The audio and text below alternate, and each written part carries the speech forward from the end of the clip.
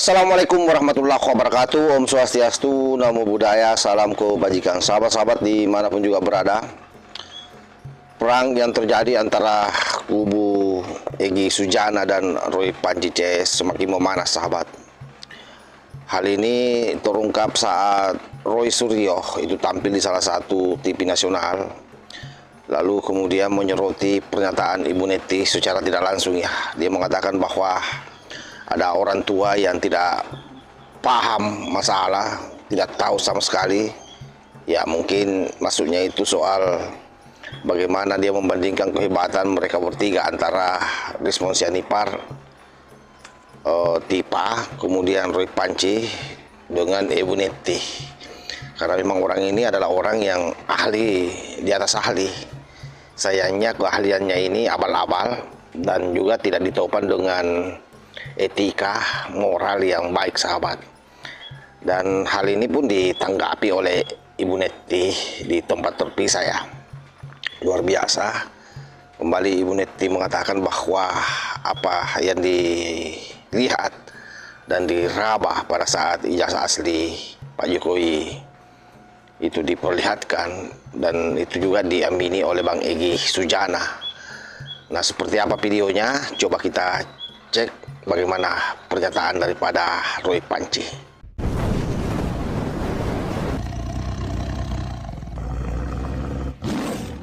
Dulunya dan berpengalaman lebih dari 40 tahun, ya.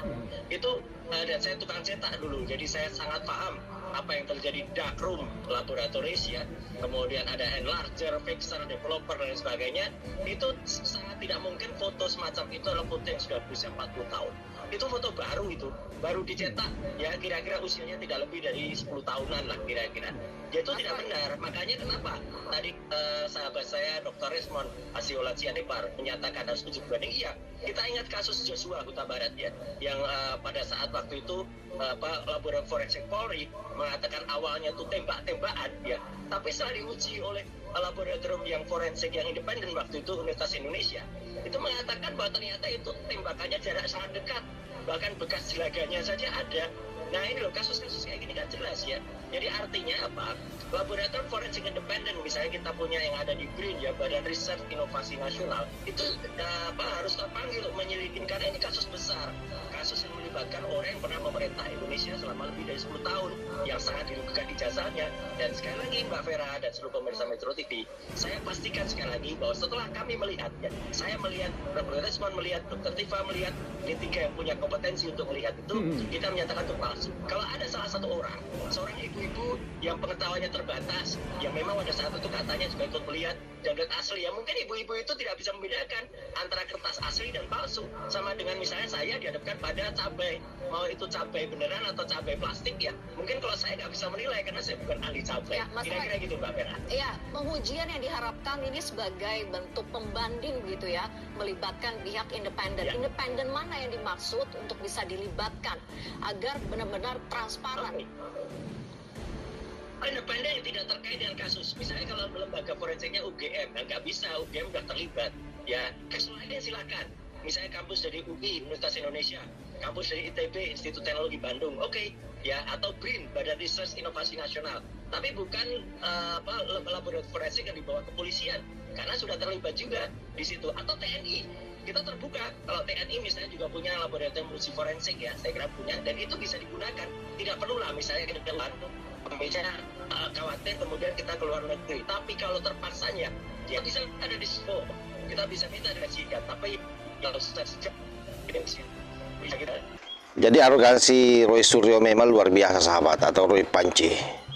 Memang seluruh orang yang bicara itu dia harus degradasi sekalipun itu orangnya sendiri. Kenapa saya bilang mengatakan sekalipun itu orangnya sendiri? Karena Ibu Neti atau Ibu Eli ini adalah merupakan kuasa hukum dari Bang Egy Sujana. Ya, tentu mereka satu kubu, tapi dalam posisi ini kembali Roy Panji menegaskan bahwa apa yang menjadi pernyataan daripada Ibu Eli di ruang publik itu adalah bentuk ketidaktahuan. Jadi dia mendelegitimasi apa yang disampaikan oleh Ibu Eli. Nah, tentu Ibu Eli ini karena orangnya memiliki nurani, memiliki etikat baik memang. Kalau dia mau lihat ijazah Pak Jokowi asli, ya dia speak up ke publik.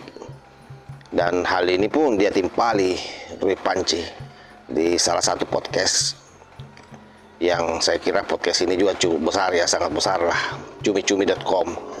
Nah, ini coba kita lihat seperti apa pernyataan daripada Ibu Eli mau nampol kembali Roy Panci. Ini dia videonya. Saya melihat itu sangat luar biasa. Yang seperti apa itu ditutup selama ini, dibuka, diperlihatkan, digunting mapnya itu di depan kita semua. Saya rasa 30 orang ada di dalam, lebih kurang. Dan mereka lihat semua, termasuk Kozinudin. Termasuk Kozinudin dekat, berdiri dekat situ. Sangaji. Semua ngelihat. Di semua tim lawyer. Bahkan banyak yang pegang loh. Memang nggak boleh pegang, nggak boleh pegang. Kita pegang. Kita nggak peduli, kita berupaya selagi bisa pegang, kita pegang ya kan. Jadi yang kata Ibu Tifa itu kita nggak boleh sentuh, nggak boleh pegang, benar. Tapi mereka kan orang-orang yang elegan, nggak mau arogan, nggak mau ambil ngelacak-ngacak. Kalau kita kan mau aja. Yang penting kita kepingin tahu, kepo gitu ya. Memang benar-benar pingin tahu gitu. Udah depan mata. Di depan mata, kok kita nggak ngambil kesempatan. Walaupun mau marah, mau dilarang, kita kan nggak peduli. Penting ada kesempatan ya kita lakukan gitu. Jadi benar di Klaster 2 juga dilarang, tapi nggak boleh disentuh, nggak boleh dipegang. Sebentar dilihat, karena dia bertiga. Kalau kami kan rame. Oh, jadi lama Gitu. Itu sebentar udah lihat, mungkin ya begitu. Terus nggak boleh dipegang, tutup mungkin gitu. Kami juga nggak boleh pegang. Dia mau nutup, kita tahan dengan tangan. Ada juga yang nahan dengan tangan. Tapi kesaksian ibu ini berbahaya karena berbahaya karena gini, orang menganggap Bang Egy itu ya satu gerbong sama Roy. Ketika ibu bilang, oh ada embosnya, ada watermarknya, ada lintasan stempelnya, itu kan bertentangan dengan apa yang menurut Roy adalah hasil penelitian mereka selama ini. Ini nggak ada embos, nggak ada watermark. Nah, bagi saya begini, yang saya lihat asli daripada fotokopi yang diedarkan oleh Sandi. Nah, nggak mungkin fotokopi ini nggak ada aslinya. Ya. Itu aslinya. Okay. Yang saya lihat, jika ada kejanggalan menurut mereka dengan keilmuan mereka, ya silakan proseslah secara hukum atau secara apapun, lakukan. Okay. Tapi kalau kami atas nama pengacara Bang Egy tidak punya kapasitas dan tidak punya ilmu untuk menindaklanjuti ijazah tersebut. Yang penting beredar asli, ini aslinya. Udah.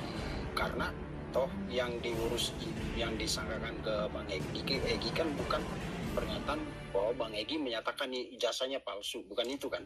Iya, termasuk Bang Egy. Termasuk Bang Egy. Iya, tapi Bang Egy makanya Bang Egy secara profesional sudah menggugat. Digugat itu ijazah SMA. Dan itu sudah udah inkrah. Ya, kemarin ijazah SMA-nya diperlihatkan. Di persidangan pun tidak diperlihatkan. Apa nggak merinding kita? Udah berapa kali sidang di mana-mana, ijazah tidak pernah diperlihatkan. Baik ijazah SMA maupun ijazah S1. Ini dua-duanya diperlihatkan sama kami. Di bawahnya tuh robek-robek. Makanya saya bilang bahwa perseteruan ini akan berakhir manakala memang sudah masuk di ruang persidangan, sahabat ya. Dan kita juga sudah mendengar informasinya dari Barajp bahwa memang Pak Jokowi akan mengampuni yang lain selain daripada yang 3 orang ini. Jadi mungkin termasuk Bang Egy Sujana.